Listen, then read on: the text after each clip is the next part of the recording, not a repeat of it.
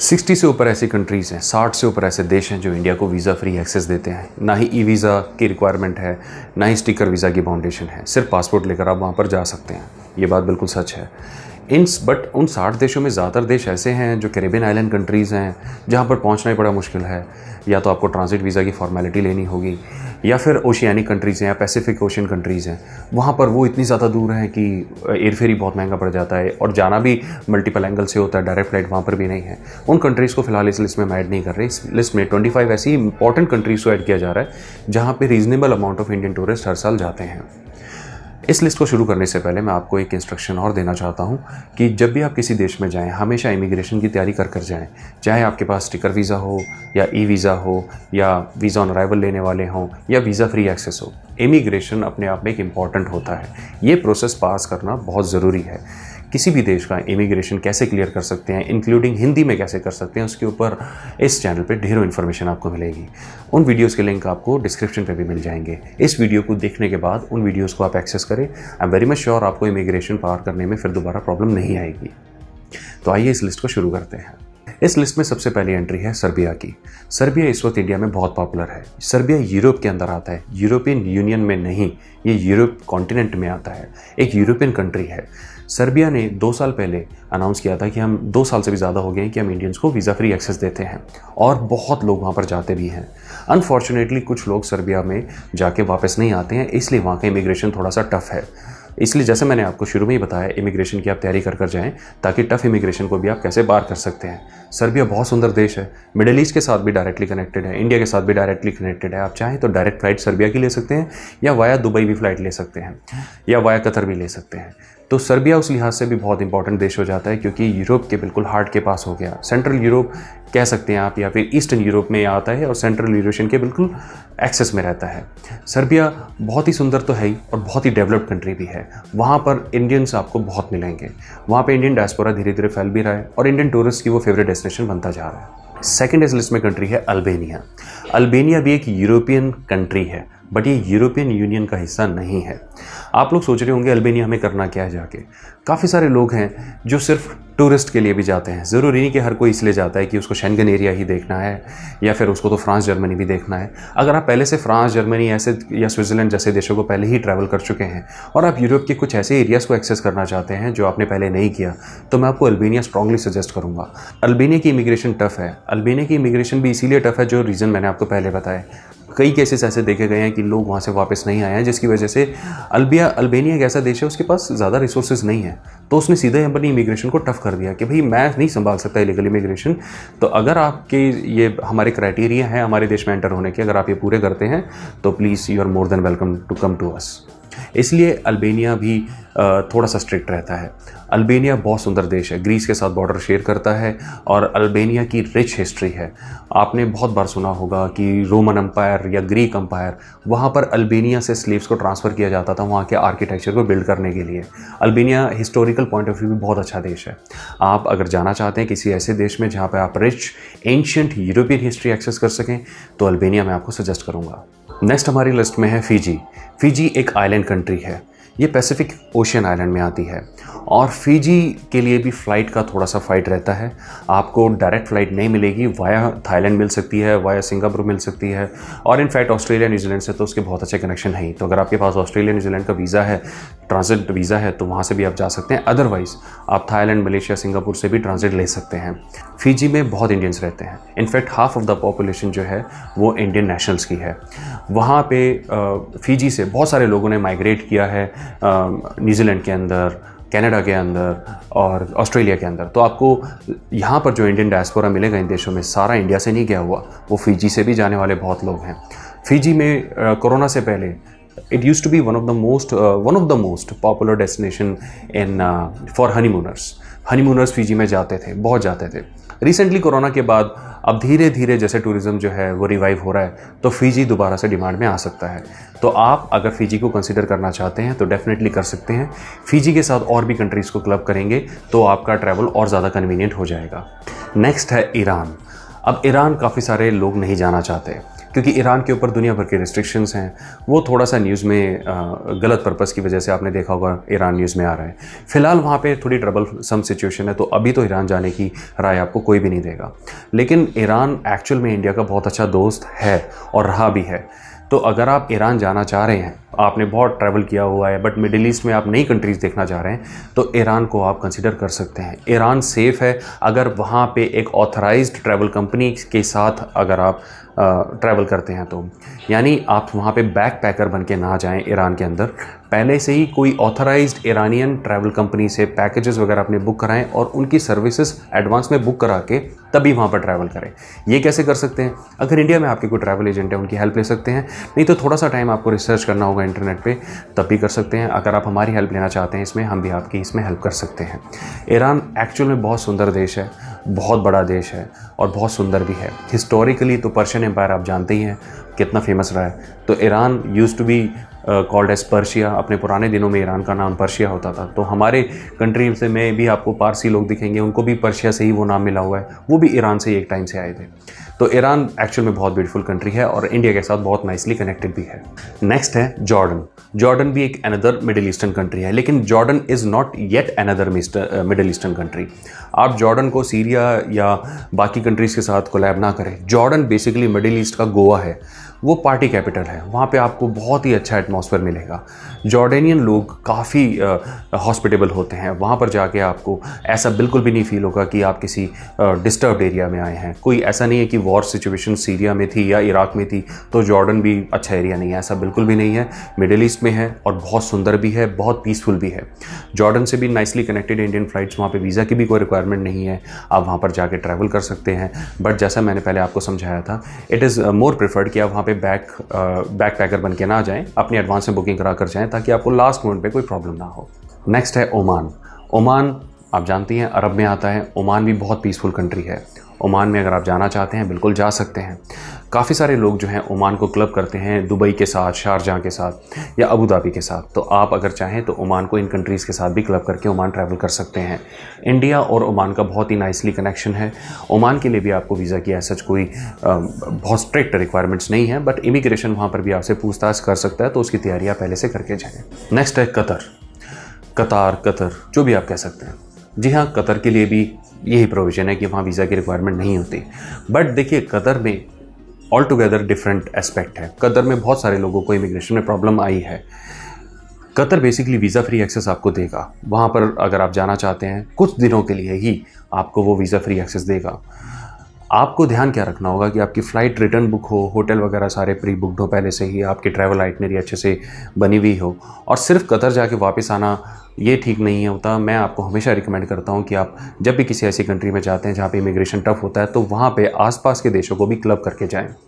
जैसे मान लीजिए अगर आप दुबई साथ में कतर के क्लब कर देते हैं तो ज़्यादा बेटर हो जाता है, और दुबई का वीज़ा आप साथ में अटैच करके रखें। अब फिर कतर की इमिग्रेशन में आपको प्रॉब्लम आने की संभावनाएं कम हो जाती हैं।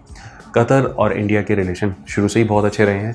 ये बहुत ही स्ट्रॉन्ग ट्रेडिंग पार्टनर्स हैं और कतर के अंदर आपको बहुत ह्यूज अमाउंट ऑफ इंडियन दिखेंगे। जो वहाँ पे वर्किंग क्लास है वो इंडियन से भरी पड़ी है। तो कतर भी लोग बहुत ज़्यादा ट्रैवल करने के लिए जाते हैं। कतर एक मेट्रोपॉलिटन की तरह भर गया है। ये कोई पुरानी अरेबियन कंट्री नहीं रह गया है। आप वहाँ पर जाएंगे आपको ऐसा लगेगा वाकई कतर कई साल आगे चल रहा है। नेक्स्ट है जमैका एक कैरिबियन आइलैंड कंट्री है।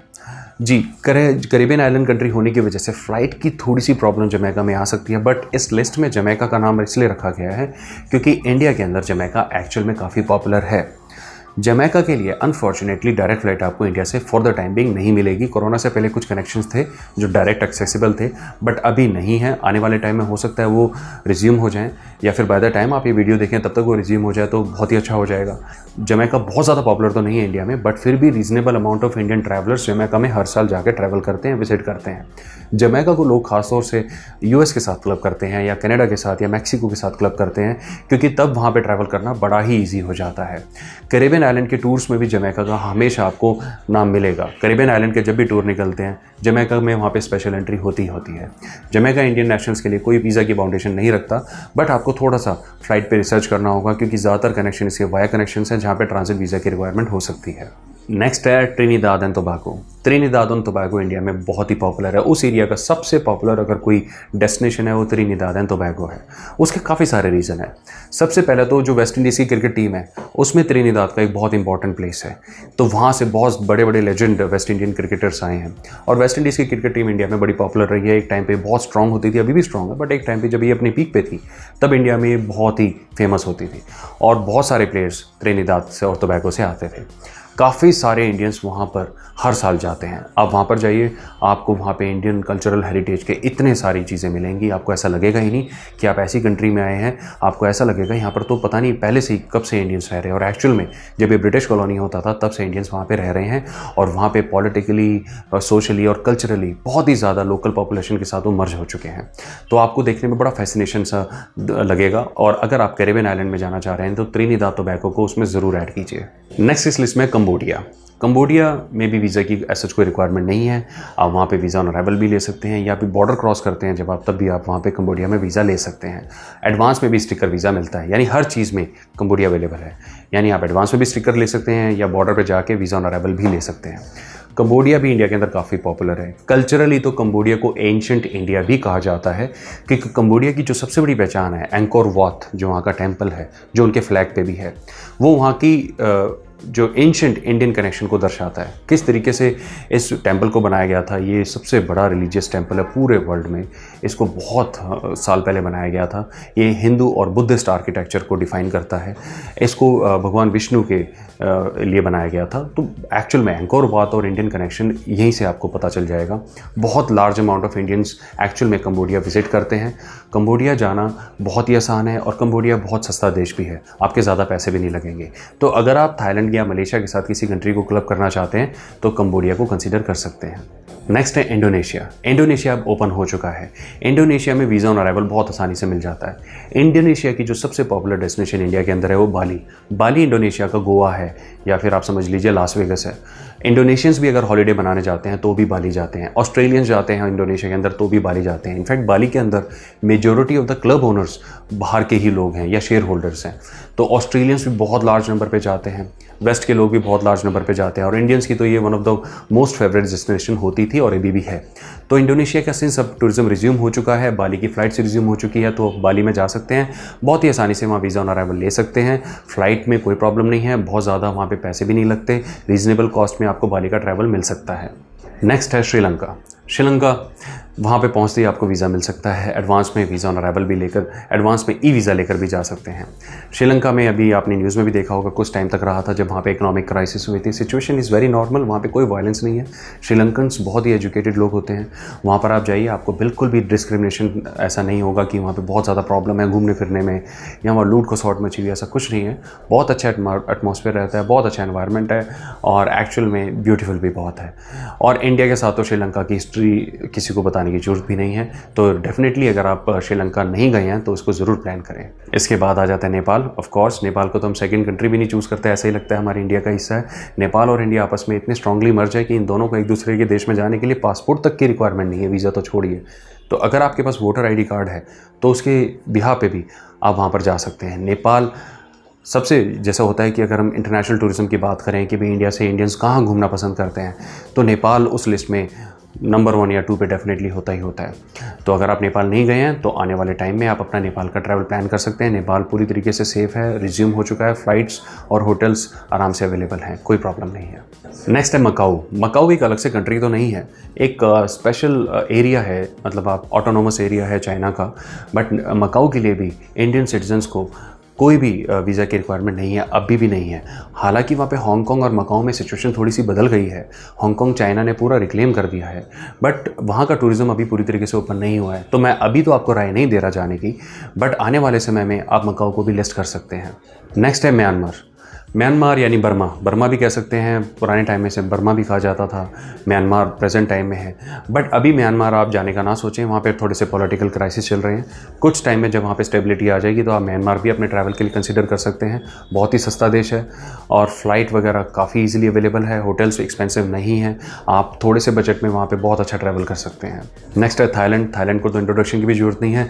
अगर जैसे मैंने नेपाल और श्रीलंका के बारे में बताया तो उसी लिस्ट में आप थाईलैंड को भी ऐड कर दीजिए, जहाँ जहाँ पर इंडियंस को सबसे पहले ट्रैवल करना होता है, थाईलैंड का सबसे पहले नाम आता है।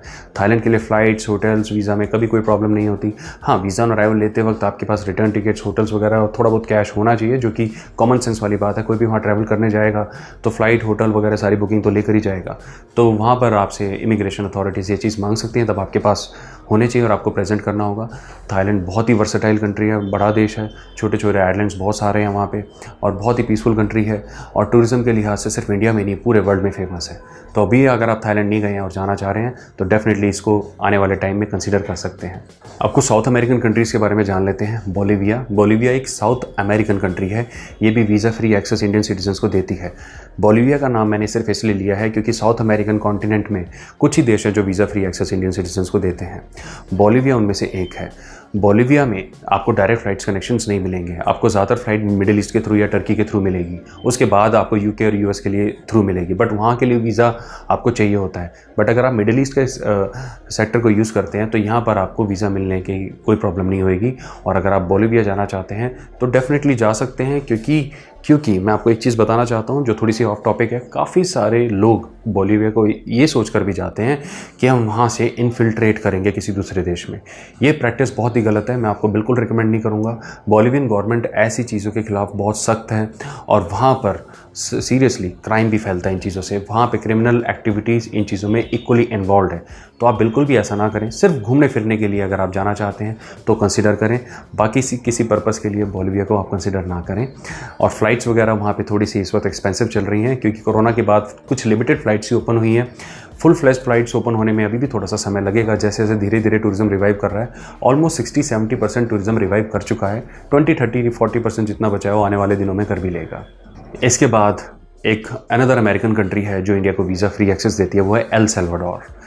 जब पिछली बार हमने इन्फॉर्मेशन अपलोड करी थी अमेरिका में कौन कौन से देश है जो वीज़ा फ्री एक्सेस देते हैं, उसमें एल सल्वाडोर के बारे में हमने बताया था। मैं छोटा सा आपको फिर से एक्सप्लेन कर देता हूँ। एल सल्वाडोर में भी आपको फ़्लाइट के लिए थोड़ी सी प्रॉब्लम आएगी। डायरेक्ट फ़्लाइट्स वहाँ पे नहीं है, ज़्यादातर वाया फ़्लाइट्स हैं, और यहाँ पर आपको ट्रांजिट वीज़ा की रिक्वायरमेंट हो सकती है। एल सल्वाडोर एक्चुअल में आज भी बहुत आप कह सकते हैं, नाम कह लीजिए, बदनाम कह लीजिए, वहाँ पर इन्फिल्ट्रेशन का वो हॉटबेड है। एल सल्वाडोर से मैक्सिको से अगेन दूसरे देशों में इन्फिल्ट्रेट करने के लिए उसको यूज़ किया जाता है। तो मैं आपको ऐसी कोई रिकमेंडेशन कभी कतई बिल्कुल नहीं दूंगा। आप कभी भी ऐसी चीज़ों में इन्वॉल्व ना होए जिससे आप आगे जाके आपको नुकसान हो जाए, क्योंकि एल सल्वाडोर में ये क्रिमिनल एलिमेंट्स इसमें इंक्लूड हो चुके हैं। तो अब ये इतना सेफ प्रोसेस नहीं रहा, तो मैं आपको बिल्कुल नहीं ये रिकमेंड करूँगा। हाँ, बट टूरिज़्म के लिहाज से एल सल्वाडोर को आप डेफिनेटली अपनी आइटनरी में ऐड कर सकते हैं। लेकिन ध्यान रहे, एल सल्वाडोर में भी आप बैक पैकर बन के ना जाएं। आप ये ना सोचें वहीं जाके मैं सारी बुकिंग करा लूँगा।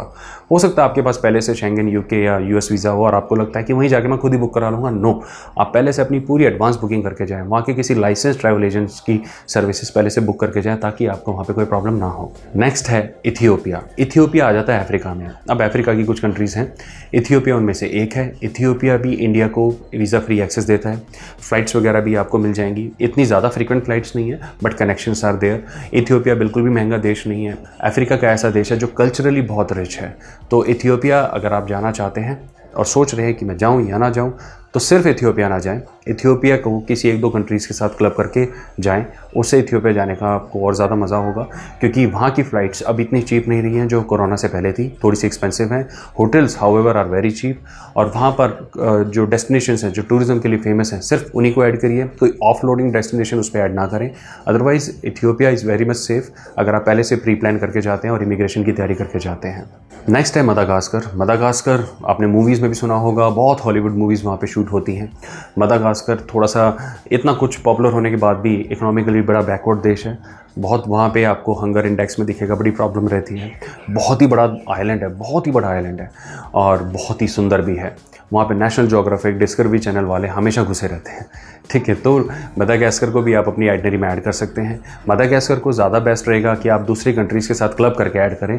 अकेले मदागास्कर को ऐड करेंगे, आप करने को कर सकते हैं, लेकिन अगर मल्टीपल कंट्रीज़ के थ्रू ऐड करेंगे तो आपको इकोनॉमिकल पड़ेगा। नेक्स्ट है मॉरिशस। मॉरिशस, जैसे कि इंडियन डायस्पोरा की बात करें तो मॉरिशस भी बहुत फेमस है। मॉरिशस में भी इंडियंस बहुत लार्ज क्वांटिटी में रहते हैं। वहाँ पे आपको दिखेगा almost half of the population या 40% पॉपुलेशन वहाँ की इंडियन डायस्पोरा से है, इंडियन ओरिजिन है। तो मॉरिशस में भी आपको कोई ऐसी प्रॉब्लम नहीं आएगी। वहाँ के लोग आराम से हिंदी भी समझते हैं, फ़्लाइट कनेक्शंस भी आसानी से अवेलेबल हैं, वीज़ा फ्री एक्सेस है। बट हाँ, वहाँ पे आपको कोविड के केसेस में हो सकता है क्वारंटीन फेस करना पड़ सकता है 7 डेज़ का या 10 डेज़ का, जो आने वाले दिनों में हट भी गया है। काफ़ी सारे अभी पिछले कुछ दिनों में हट भी गया है, और कुछ कंडीशंस में अभी भी लॉन्ग टर्म वीज़ाज़ में क्वारंटीन कई लोगों को फेस करना पड़ा है। But I am very much sure आने वाले दिनों में वो भी हट जाएगा। तो अगर आप मॉरिशस कंसिडर कर रहे हैं आने वाले टाइम में, तो डेफिनेटली कंसिडर कीजिए। मॉरिशस उसी लीग में पड़ता है जिस लीग में थाईलैंड आ जाता है या श्रीलंका आ जाता है। मॉरिशस भी उसी लीग में ही है। थाईलैंड हो गया, श्रीलंका हो गया, दुबई हो गया, मॉरिशस हो गया, यही तो पॉपुलर डेस्टिनेशन है जो इंडिया सबसे पहले एक्सप्लोर करते हैं, इंडिया के सिटीजन्स। तो मॉरिशस डेफिनेटली आप कंसीडर कर सकते हैं। इसी लिस्ट में ऐड किया गया सेशेल्स को। सेशेल्स भी एक अनदर आइलैंड कंट्री है, मॉरिशस से नॉर्थ वेस्ट में पड़ती है। आप देखेंगे इंडियन ओशंस में ही आती है। सेशेल्स के साथ भी इंडिया का कनेक्शन बहुत नाइस है, और कोरोना से पहले यानी 18-19 में तो बहुत huge amount of Indian citizen Seychelles में ट्रैवल करने गए थे। तो सेशेल्स ने अपने, जिसे कहते हैं ना कि अपने टूरिज्म गेट इंडिया के लिए जैसे ही खोले, तो वहाँ इंडियंस ने ट्रैवल करना शुरू कर दिया। बहुत ही अच्छा ट्रॉपिकल आइलैंड है, ट्रॉपिकल क्लाइमेट रहता है, बहुत ही सुंदर है देखने में। और डेफिनेटली अगर आप उसे मॉरिशस के साथ क्लब करेंगे तो और भी अच्छा हो जाएगा, और कर सकते हैं। Flight connections are nicely available. Next है टंजानिया। हालांकि टंजानिया इंडिया में बहुत ज़्यादा फेमस तो नहीं है, बट फिर भी कुछ ट्रैवलर हैं इंडिया से जो हर साल वहाँ पे विज़िट करते हैं। टंजानिया में आपने देखा होगा, जैसे आप डिस्कवरी चैनल देखते हैं, नेशनल ज्योग्राफिक देखते हैं ना, कि वो आप देखते हैं शेर शिकार कर रहे हैं, ये वो बड़े बड़े घास के मैदान होते हैं, वो चीज़ें देखने को मिलेगी आपको टंजानिया में। वहाँ पे सफारी पार्क्स आपको देखने को मिलेंगे। टंजानिया उसके लिए भी काफ़ी फेमस है। बहुत ही बड़ी शोर लाइन है, काफ़ी बीचेज़ हैं, ब्यूटीफुल बीचेज़ भी हैं। बहुत अच्छा देश है, और टूरिज़म के लिहाज से इंडिया में इतना फेमस नहीं है, बट इंटरनेशनली ये काफ़ी फेमस भी है। तो आप टंजानिया को अफ्रीका के अलग कंट्रीज़ के साथ एक क्लब करके मल्टी कंट्री टूर में ऐड कर सकते हैं। नेक्स्ट है ट्यूनीशिया। ट्यूनीशिया एक नॉर्थ अफ्रीकन कंट्री है। आप ये देखिए कि मेडिटेरेनियन सी जो है, यानी यूरोप और अफ्रीका के बीच में जो समुंदर है, उसमें अफ्रीका में बिल्कुल टॉप पे ट्यूनीशिया आपको देखने को मिलेगा। हाँ, ये नॉर्थ अफ्रीका में ज़रूर है, बट आप अगर वहाँ पर जाएंगे तो आप ये खुद ऑब्जर्व करेंगे कि ट्यूनीशिया बाकी अफ्रीकन कंट्रीज़ की तरह नहीं है, या बाकी मिडिल ईस्टर्न कंट्रीज़ की तरह नहीं है। बट जैसे मिडिल ईस्टर्न कंट्रीज़ डेवलप हो रही हैं, हम UAE की बात करें, सऊदी में रिफॉर्म्स आ रहे हैं, या जॉर्डन या लेबनान की बात करें, उसी लीग में आप ट्यूनीशिया को रख सकते हैं। बहुत ही मतलब एजुकेटेड क्लास वहाँ पे आपको देखने को मिलेगी। वहाँ के लोग भी काफ़ी हद तक इंडियंस से रिजेंबल भी करते हुए दिखेंगे आपको। कल्चरली भी उनको इंडियन मूवीज़ का बड़ा शौक़ है। आपको वहाँ पर जाके इंडियन मूवीज़ आराम से मिलेगी। आपको म्यूज़िक शॉप में इंडियन गाने भी दिख सकते हैं, और बहुत ही हॉस्पिटेबल लोग हैं, बहुत ही पढ़े लिखे लोग हैं, और काफ़ी अच्छा एनवायरनमेंट है। बहुत ही सुंदर देश भी है। वीज़ा फ्री एक्सेस देता है, फ़्लाइट वगैरह के कनेक्शंस आर इजीली अवेलेबल। लोग ट्यूनीशिया को आमतौर पे इजिप्ट के साथ भी क्लब करते हैं, मोरक्को के साथ भी क्लब करते हैं। तो अगर आप ऐसा करना चाहें तो ऐसा कर सकते हैं। हाँ, बट इजिप्ट और मोरक्को, इनके आपको अलग से वीज़ा लेने पड़ेंगे। अदरवाइज़ अगर आप चाहें तो ट्यूनीशिया को वैसे भी इंडिपेंडेंटली भी ट्रैवल कर सकते हैं। और लास्ट इस लिस्ट में जिम्बाब्वे इंडिया को वीज़ा फ्री एक्सेस देता है। जिम्बाब्वे पॉलिटिकली, इकोनॉमिकली बड़ा स्ट्रगल किया है जिम्बाब्वे ने पिछले कुछ सालों में, और अभी क्रिकेट में भी काफ़ी फेमस है। अगर आप 90s में जाएं या अर्ली 2000 में जाएं तो जिम्बाब्वे की क्रिकेट टीम काफ़ी स्ट्रॉन्ग भी होती थी। वो बीच में थोड़ा सा इनके पास डिस्टर्बेंस रही थी, उसकी वजह से वहाँ पे थोड़ा सा हुआ था प्रॉब्लम, और टूरिज़्म भी बैकफुट पे चला गया था। बट अब जैसे पॉलिटिकल स्टेबिलिटी थोड़ी सी वहाँ पे वापस आई है, तो ट्रैवल एंड टूरिज़्म वापस रिज्यूम हो रहा है। इंडिया के अंदर बहुत ज़्यादा टूरिस्ट नहीं है जो इस जिम्बाब्वे में जाएं, बट एक जैसे मैंने बताया बाकी देशों में जैसे जो होता है, थोड़े बहुत ट्रैवलर्स हर देश में ज़रूर जाते हैं, ऐसे जिम्बाब्वे में भी जाते हैं। तो अगर आप जिम्बाब्वे को टंजानिया या ट्यूनीशिया के साथ क्लब करना चाहते हैं, कीनिया या साउथ अफ्रीका के साथ क्लब करना चाहते हैं, तो डेफिनेटली कर सकते हैं। तो ये थे वो सारे देश जो मैं आपको बता रहा था इस लिस्ट में है। ओवरऑल जो पूरी लिस्ट है वो 60+ की है। पूरी लिस्ट के साथ भी इन्फॉर्मेशन अगर आपको चाहिए, डेफिनेटली आप कमेंट करें, उसको भी हम अपलोड करेंगे। इन सारे देशों में अगर आपको कोई भी ट्रैवल असिस्टेंस चाहिए हो तो आप हमें भी कॉन्टैक्ट कर सकते हैं। Otherwise direct booking are easily available. मुझे उम्मीद है ये वीडियो आपके लिए काफ़ी यूज़फुल रही होगी। अपना समय देने के लिए धन्यवाद। बाय।